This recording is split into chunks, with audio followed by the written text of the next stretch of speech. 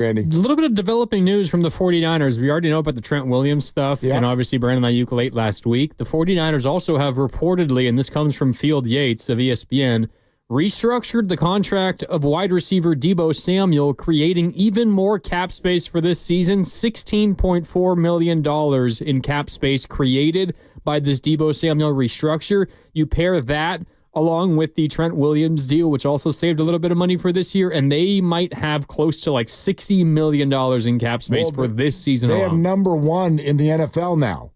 Can someone help? Like, I get it, but I think, can we break this down for the audience a little bit? Like, what does that mean, quite frankly, not just for now, but the future and Brock Purdy? Because it feels like that's what this is largely about. Right? Yes. I'm just reading that he was scheduled to make $20.9 in base with $28.6 million on the cap hit. So if it's a restructure that frees up $16.4, that tells me that the $28 million cap hit portion of that was transferred into a signing bonus that he just gets, like everyone else is getting cash. So Debo now gets cash. Right, but what? Like, more cash up front. But why are the Niners doing this? To create more cap room that they can bring with them in next year. Yeah, right. And then take that cap room into the year after. Because, exactly. In the future, if you look at the contracts that they are signing, they're actually in great cap space this year, but not next year. But I know that a lot of this rolls over, and sure, so a lot of this is about Brock Purdy, and that makes a whole lot of sense. But I actually have no worries about that. Yeah. None. I have the same number of Brock Purdy worries as I do Trent Williams. I think that this is pretty easy. And I know that we're going to have a season-long conversation about what Brock is worth, and people will talk about it and think about it. And some of you out there, we did a whole thing on Friday about how the way Brock looks and the way he talks, it makes people think that he's just going to accept less because he's just such a nice little guy. Sure, he's just middle America, right? In the wedding on the beach, and there's no way he'd go demand a contract. He's too nice for that, which is like dripping with all kinds of sort of circumstantial, odd things that I don't even really want to get into. Like, Brock's going to have an agent, and Brock's going to twist somebody's arm if they make him because Trevor Lawrence makes $55 million a year and Brock's better, period. End of sentence. No debating, no arguing. I don't care when the two of them were drafted, one first, one last. But if he takes 45, Mark, then you might be able to keep a better team around him, thereby ensuring that Brock could still be good. Because if Brock gets 60 and you say bye-bye to all these guys around him, well, now Brock's not very good anymore. Yeah, great. So that's the narrative. Which I so take reject. less for your own good. I reject the narrative.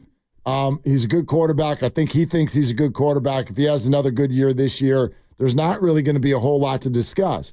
But the reason what you just brought up, Grandy, is so interesting to me, that's where my mind has been for the last 2 weeks. Not Brock, Debo. And that's why I had such a hard time with the Aiyuk thing. And we'll play for you here in a sec what Aiyuk said, because it was important today. And I think that it might go a little ways in recovering the relationship that we've all asked, is it damaged? Play it for you in a sec. But my mind's been on Debo the whole time. I don't like during this negotiation how it sounded from many like Debo's old. He ain't old. He's not anywhere near. He's 28.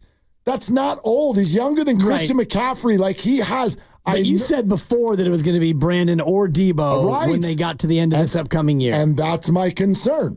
And this, I think, helps to allay some of that concern. Which is why that's what I'm bringing up. Yeah. That's, to me, my thought in the Brandon deal is, even though it's been reported that Brandon and Debo are not going to both be on this team at a high salary next year, I hope that's wrong. Well, and I think that this would be a way, I think, to reduce Debo's salary for next year, but guarantee more of it. And that's where, you pay him more now, and he gets more this year in upfront guarantees, and then whatever's left next year, that's the last year under contract. So whatever's left next year, he might rework that or get an extension after this season to rework that deal because you probably won't have him going on that final year. Sorry, Dibs. I would also say if the majority of his contract for this year, salary for this year, has now been converted into a signing bonus, which is generally how this sort of thing works, I would imagine personally that means he's less likely to be traded midseason, that's for sure, because you've already paid him for essentially his entire contract. I didn't buy that anyway. The only idea, Deebo's not going to get traded unless something goes horrifically wrong. The Niners are not giving away good players unless they're at the deadline and they're 3-7 or something like that. And even less so now because you've already paid what his salary is going to be. Correct, yeah. The Niners ain't ducking out. Like, that would mean that, 5 of their players all got absolutely horribly hurt. Like, or just something is just completely sideways with this season. I do not see that.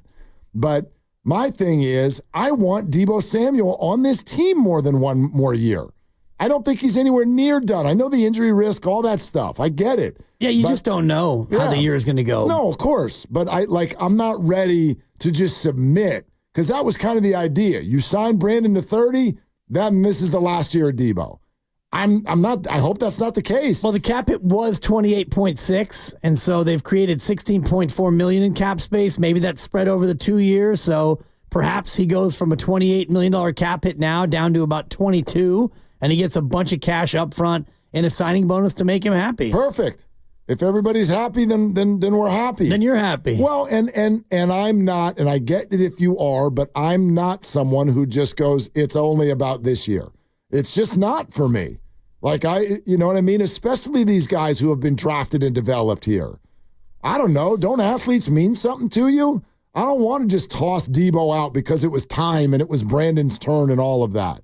I'm not ready for that. That's just where my mind's on it at the moment.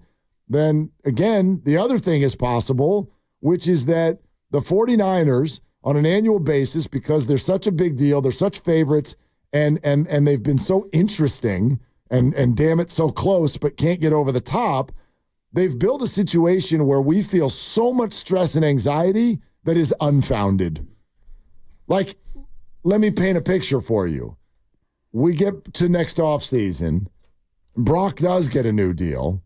Deebo's not going anywhere. Everybody is still on the team, well beyond. And we look back at all of this hand-wringing over all of these contracts and hopefully learn the lesson, stop stressing. Stop stressing.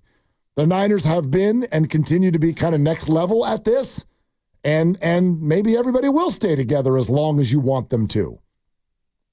Anyway, we can get more on this coming up next. We're presented by Fremont Bank, celebrating 60 years of full-service banking with no compromises. 888-957-9570. Let's circle back to the question we've been trying to answer, which is what kind of season do you think the Niners are going to have now that we've got a clearer picture? And Doc Pandy is going to jump in here with a Pearsall update next on Willard and Dibs. And I cannot wait, Mark, until tomorrow.